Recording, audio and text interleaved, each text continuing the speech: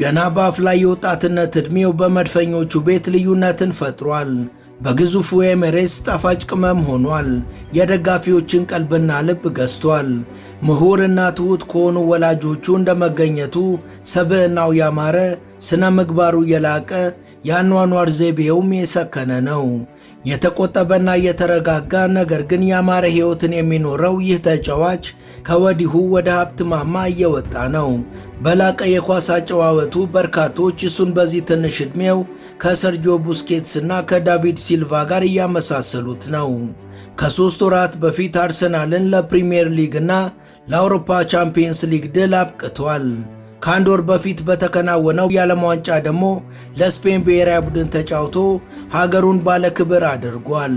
For over a year, Real Madrid kept tabs on him. Liverpool thought they had him. Liverpool now and their midfield target Martin Zubimendi has decided to stay at Real Sociedad. But in the end, Martin Zubimendi became a gunner.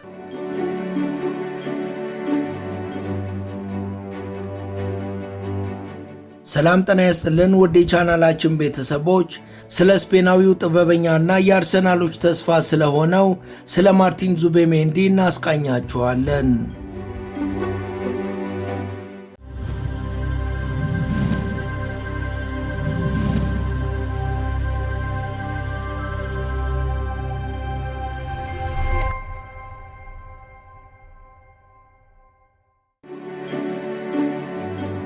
ማርቲን ዙቢሜንዲ እንደ ግሪጎሮሳውያን የዘመን ቀመር የካቲት 2 ቀን 1999 በስፔኗ ባስክ ግዛት በምትገኘው ሳን ሰባስቲያን የተወለደ ሲሆን ለአባቱና ለእናቱ አንድ ልጅ ነው። እናቱ መምህርት፣ አባቱ ደግሞ በጡረታ የተገለሉ የዩኒቨርሲቲ ፕሮፌሰር ሲሆኑ ዙቢሜንዲም ሳን ሰባስቲያን በሚገኘው ዙሪዮላ ኢስካቶላ ትምህርት ቤት ትምህርቱን ተከታትሏል። በታዳጊነቱ ከእግር ኳስ በተጨማሪ ቼዝን ይጫወት የነበረ ሲሆን በ11 ዓመቱ የጊስኪፖዋ የታዳጊዎች ሻምፒዮን መሆን ችሏል። ከ2006 እስከ 2013 በዶን ሲቲ ካፕ ላይ አንቲጓኮ ለተባለው የአካባቢው እግር ኳስ ቡድን መጫወት ጀመረ።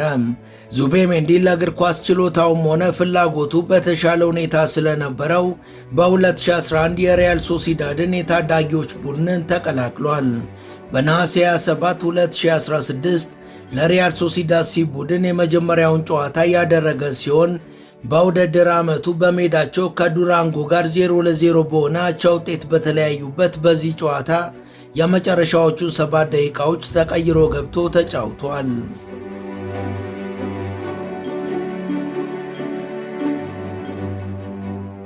በሐምሌ 2018 ዙቢሜንዲ ውሉን እስከ 2022 ያደሰ ሲሆን በሴጉንዳ ዲቪዚዮን ወደሚጫወተው ተጠባባቂ ቡድን በቋሚነት አደገ።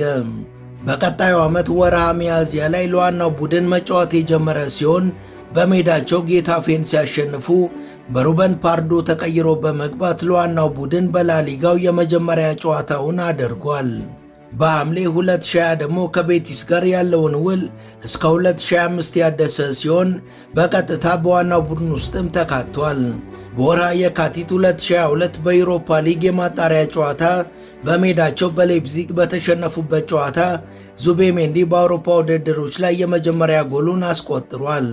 ከአንድ ወር በኋላ አላቬስን ባሸነፉበት የላሊጋ ጨዋታም ኳስን ከመረብ አገናኝቷል። በጥቅምት ወር ከክለቡ ጋር ያለውን ኮንትራት እስከ 2027 አራዝሟል። ዙቢሜንዲ በቦታ አጠባበቅ ዲሲፕሊኑ ለተከላካይ መስመር በሚሰጠው ሚዛንና የመሃል ተከላካዮችን በመጋረድና በመከላከል ብቃቱ እንዲሁም ደግሞ በአማሩት ፓሶቹ ይታወቃል።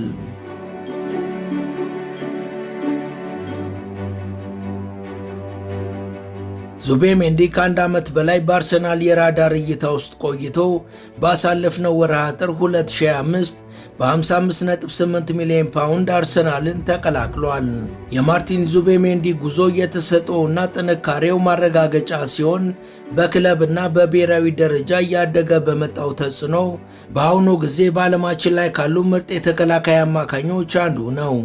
የሚሰለፍበት ቡድን ኳስን ለመቀማት፣ የማጥቃት መስመርን ለመክፈትና ኳስን በነፃነት ለማንቀሳቀስ የሱን ቴክኒካዊ ብቃት መረጋጋቱንና የተሳኩ ፓሶችን በማረጉ ረገድ ወደር የለሽ ተጫዋች ነው። ዙቤሜንዲ ኳስን የመቀማት የማጥቃት መስመርን የማስከፈትና ኳስን በነፃነት የማንቀሳቀስ ቴክኒካዊ ብቃቱ እንዲሁም መረጋጋቱና በርካታ ተጫዋቾችን በቀላሉ አብዶ መስራት መቻሉ ወደር የለሽ ተጫዋች አድርጎታል። ማርቲን ዙቤሜንዲ ከፍተኛ በሆነ ደረጃ ብቃቱን ያሳየ ሲሆን ተሰጥኦውን በአውሮፓ መድረክ ጭምር አስመስክሯል። በብሔራዊ ደረጃ ማርቲን ዙቤሜንዲ ገና በወጣትነቱ ስሙን ያስጠራ ሲሆን የስፔን ከ21 ዓመት በታች ቡድንም አባል ነበር።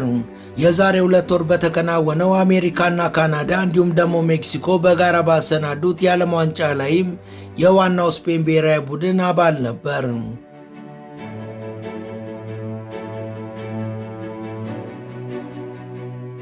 ዙቤሜንዲ ኖቬምበር 15 ቀን 2017 በነበረ የወዳጅነት መርሃ ግብር በፖርቱጋል ከ19 ዓመት በታች ብሔራዊ ቡድን በተሸነፉበት ጨዋታ የስፔን ብሔራዊ ቡድንን ወክሎ ተጫውቷል። የሰርጂዮ ቡስኬት የኮቪድ-19 ምርመራ ውጤት አዎንታዊ መሆኑን ተከትሎ አንዳንድ የብሔራዊ ቡድኑ ተጫዋቾች ራሳቸውን እንዲያገሉ ሲደረጉ ለስፔን ከ21 ዓመት በታች ቡድን በጁን 8 2021 ከሉቴኒያ ጋር ላደረጉት የወዳጅነት ጨዋታ ጥሪ ተደርጎለታል። ከዛም ለዋናው ብሔራዊ ቡድን የመጀመሪያ ጨዋታውን አድርጓል። በካቻምናው ዩሮ 2024ም በስኳድ ውስጥ ተካቷል። የፍጻሜውን ጨምሮ በሁሉም ጨዋታዎች ላይ ከተጠባባቂ ወንበር ተነስቶ በመግባት ስፔን የውድድሩ ባለድል እንድትሆን የበኩሉን አስተዋጽኦ አበርክቷል። በሜይ 2026 ዙቤሜንዲ ለ2026ቱ የፊፋ የዓለም ዋንጫ በዋናው የስፔን ብሔራዊ ቡድን ውስጥ የተካተተ ሲሆን በውድድሩ ላይ ፔድሪ፣ ዳኒ ኦልሞ፣ ፋቢያን ሩይዝ እና ሮድሪ ለአማካኝ ስፍራው ቀዳሚ ተመራጭ በመሆናቸው የእሱ ተሳትፎ ውስን ቢሆንም ስፔን አርጀንቲናን አሸንፋ ዋንጫውን ባነሳችበት የፍጻሜ ጨዋታ ላይ በጭማሪ ሰዓት ሮድሪን ተክቶ ወደ ሜዳ ገብቷል።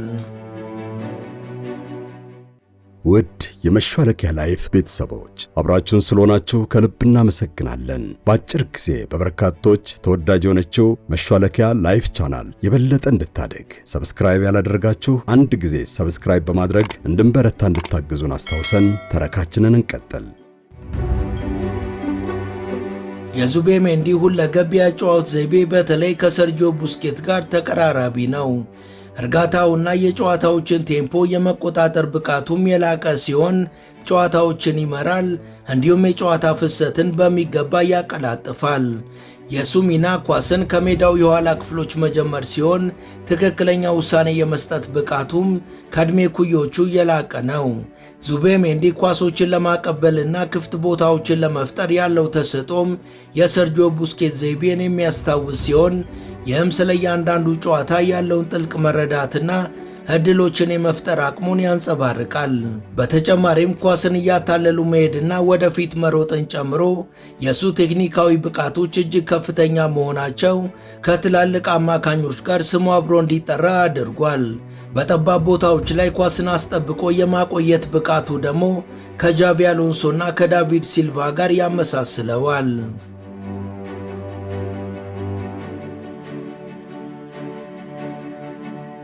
በረባ ባረባው ከፍተኛ ወጪ የማያወጣውና አባካኝ ያልሆነው ዙቤሜንዲ የላቀ ደረጃና ከፍተኛ ብቃትን አጣምራ የያዘችውን BMW M5 መኪናን ያሽከረክራል።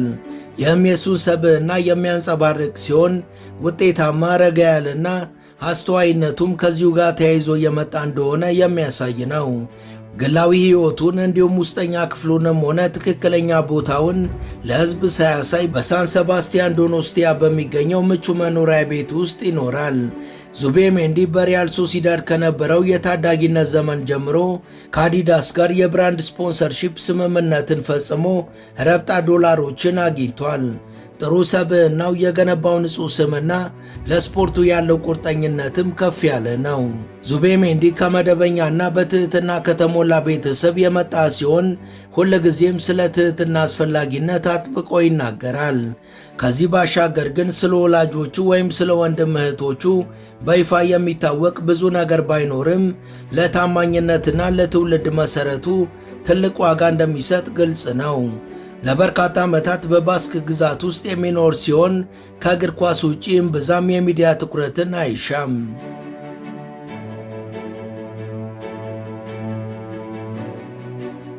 36 ቁጥር ዙቤሜንዲ በ2019 ለሪያል ሶሲዳድ የመጀመሪያ ጨዋታውን ሲያደርግ የለበሰው ቁጥር ነበር። በአርሰናልም ይህንኑ ቁጥር ነው ለመልበስ የመረጠው። ዙቤሜንዲ ሪያል ማድሪድ እና ሊቨርፑልን ጨምሮ በርካታ ታላላቅ የአውሮፓ ክለቦች ቢፈልጉትም አርሰናል እሱን አጥብቆ እንደሚፈልግ ያውቅ ነበር። አምና አርሰናል ጆርጂኒዮ እና ቶማስ ፓርቲ በኮንትራታቸው የመጨረሻ ዓመት ላይ በመሆናቸው ዙቤሜንዲን ለዚህ ቦታ ቀዳሚ ኢላማቸው አድርገውት ነበር። እሱም በቀጥታ ወደ ዋናው ቡድን መግባት የቻለ ሲሆን ከፍተኛ አገልግሎትንም እየሰጠ ነው። በዓለማችን ካሉ ምርጥ አማካኞች የዙቤሜንዲ ደረጃ 81ኛ ነው። የአርሰናሉ አሰልጣኝ ሚካኤል አርቴታ ማርቲን ለቡድናችን ከፍተኛ ጥራትና የበላይነትን የሚያመጣ ተጫዋች ነው ማለቱ ይታወሳል። በተጨማሪም ከቡድኑ ጋር በጣም በጥሩ ሁኔታ ተዋህዷል። ለእኛም ከዚህ በላይ እጅግ ወሳኝ ተጫዋች ለመሆን የሚያስፈልጉት ሁሉም ባህሪያት አሉት ሲል ገልጾት ነበር። በእርግጥም ዙቤሜንዲ ወደ ኤሜሬትስ ከመጣ በኋላ ልዩነትን ፈጥሯል። ዙቤሜንዲ ሊያሻሽላቸው ስለሚገቡ ነገሮች የቀድሞ አሰልጣኙ ፎንቴን ሲናገር ምናልባትም የሱ ብቸኛው ድክመት ረጅም አለመሆኑ እንደሆነ ገልጸዋል። ዙቤሜንዲ በአርሰናል ቤት ከኦዲጋርድ እና ከራይስ ጋር በጥሩ ሁኔታ መጣመር ችሏል።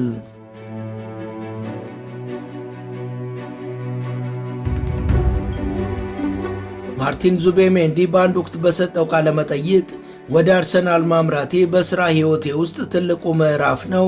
በሕይወቴ ስመኘው የነበረ ዝውውር ነው። ወደ አርሰናል ከመጣው በኋላም በጥሩ አቋም ተጫውቻለሁ። ደጋፊዎቹም ዘውትር ድጋፋቸውን ይገልጹልኛል።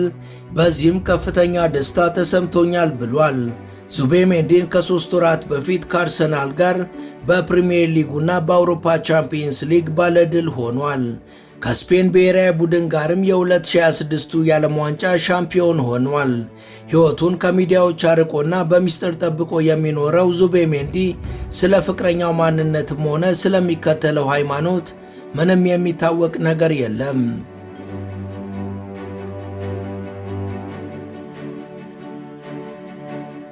ወደ ቻናላችን ቤተሰቦች ስለ አርሰናሉ ጥበበኛ ስለ ማርቲን ዙቤሜንዲ ያስቃኘናችሁ የዛሬው መሰናዷችን ይህን ይመስል ነበር።